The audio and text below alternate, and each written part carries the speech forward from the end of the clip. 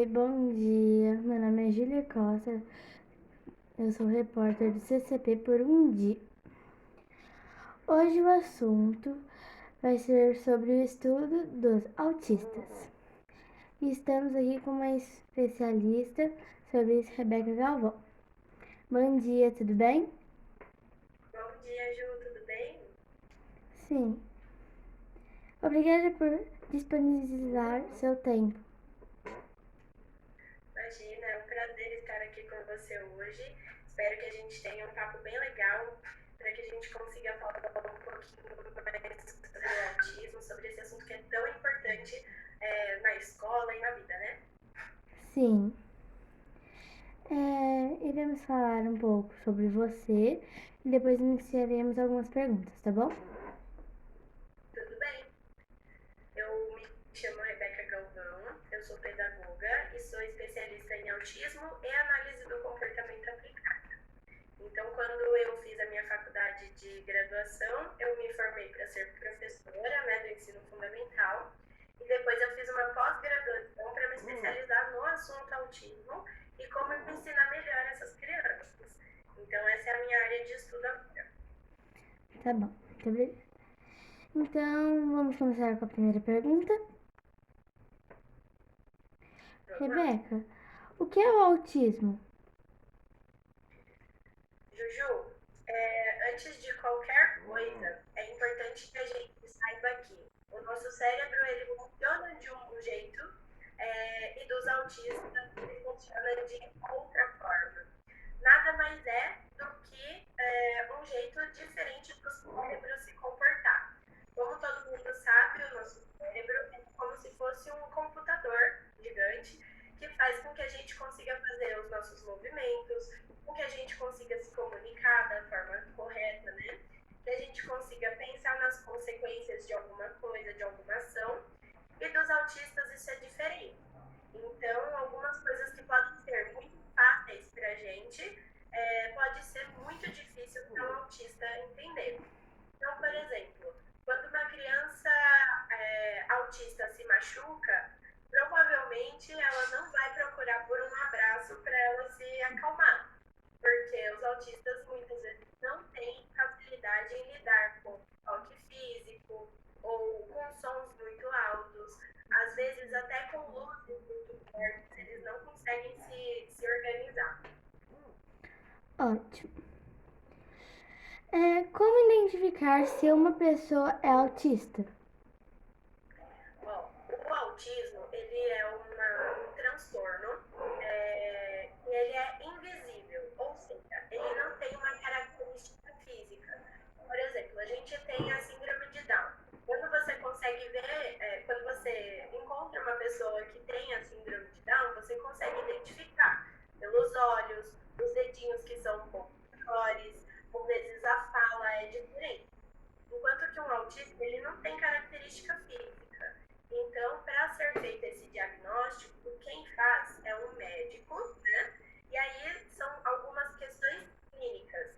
Questão clínica significa que ele faz algumas entrevistas com a família para identificar se teve algum problema na gestação desse bebê, ou então, quando, assim depois que a criança nasce, para saber se teve algum problema ali que pode ter atrasado o desenvolvimento dessa criança. Então, o autismo, assim, em si, ele não tem uma característica física, ele só tem essa característica no cérebro mesmo. Só que a gente só descobre depois que essa criança começa a andar, ou então quando é atrasada a fala. Tem algumas características, assim, que são percebidas, principalmente de interação social, né? Que essa criança geralmente ela não consegue conversar muito bem com os pares, né, com outras crianças ou então com a família. Muito obrigada.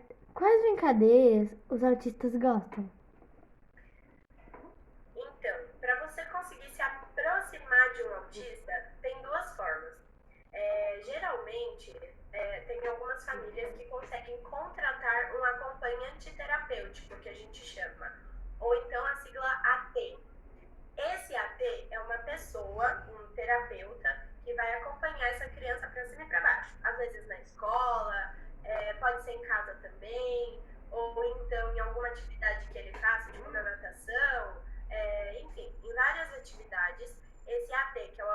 acompanhante vai estar sempre perto dessa criança.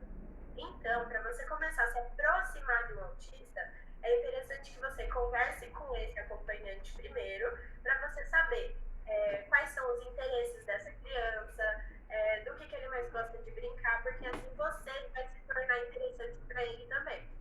Agora, nós temos outras famílias, outras pessoas que não têm condição de pagar esse tipo de serviço. E para você, só que mesmo assim a gente consegue conversar com essa criança, com essa pessoa. De que forma? Você pode começar a se aproximar brincando da mesma coisa que ele está brincando por perto. Alguns emitem sons enquanto estão brincando. Tipo, finge que isso aqui é um carrinho. Aí o menino tá lá brincando de carrinho e fazendo, sei lá, você consegue se aproximar dele pegando um outro carrinho e ficando por perto, fazendo o mesmo som. E aí você vai começar a brincar do jeito dele. Porque também existe essa característica. Eles não brincam da mesma forma que a gente brinca. Então, ele pensa diferente, ele brinca diferente e tem como a gente se adequar ao que ele está fazendo também. Então, esse é o jeito mais fácil de você se aproximar de uma pessoa autista. Ótimo. Rebeca, como você ensina as crianças autistas? Eles podem aprender tudo que todo mundo aprende. Só que às vezes a gente precisa de algumas estratégias diferentes. Então, tem criança, por exemplo, que não vai aprender a ler e escrever com o lápis e a caneta, ou então no lápis e papel. Mas essa criança sabe ler e escrever montando um alfabeto móvel. Sabe aquelas letrinhas de EVA ou então de plástico? Sim, coloridinhas, né? Isso. Muitas vezes as crianças conseguem aprender a ler e escrever dessa forma. Tem aquelas sílabas que ficam separadas também, sabe quando corta assim? Ou identificar na revista as letrinhas, também é uma forma de aprender, de ensinar um autista. Geralmente, eles aprendem, eles gostam mais de coisas que são físicas. Então, por exemplo, se a gente está ensinando matemática, ensinar com material dourado, ou então com o ábaco, sabe? Aquela plaquinha assim, com vários numerinhos, com várias continhas. Várias bolinhas, né? Isso, fica mais fácil de ensinar.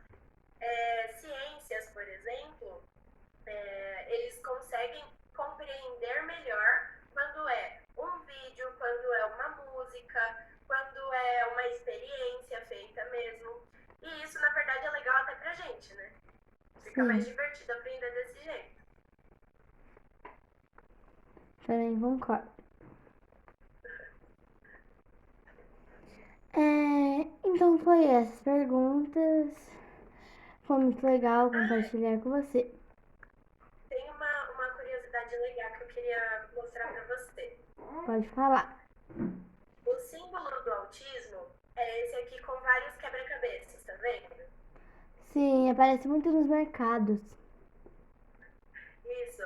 Esse símbolo, ele significa as dificuldades e as diferenças de um autista para o outro. Porque é importante a gente lembrar que o nome chique do autismo é transtorno do espectro autista. Isso significa que, como é um espectro, então eles têm características muito diferentes. As meninas, por exemplo, elas têm mais facilidade de se comunicar. Mas você lembra que eu falei que uma das características é essa interação social? Sim. Só que nas meninas isso se apresenta diferente. Então, geralmente nos meninos que são autistas, eles têm mais dificuldade nessa interação social. E também, alguma coisa que pode ser muito fácil para você entender, para você compreender, para um autista pode ser que não. Então, esse quebra-cabeça significa essa complexidade.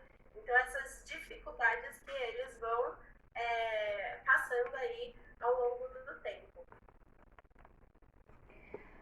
Curiosidade muito boa para as pessoas que não sabem disso. E muito obrigada pela reportagem que você participou comigo.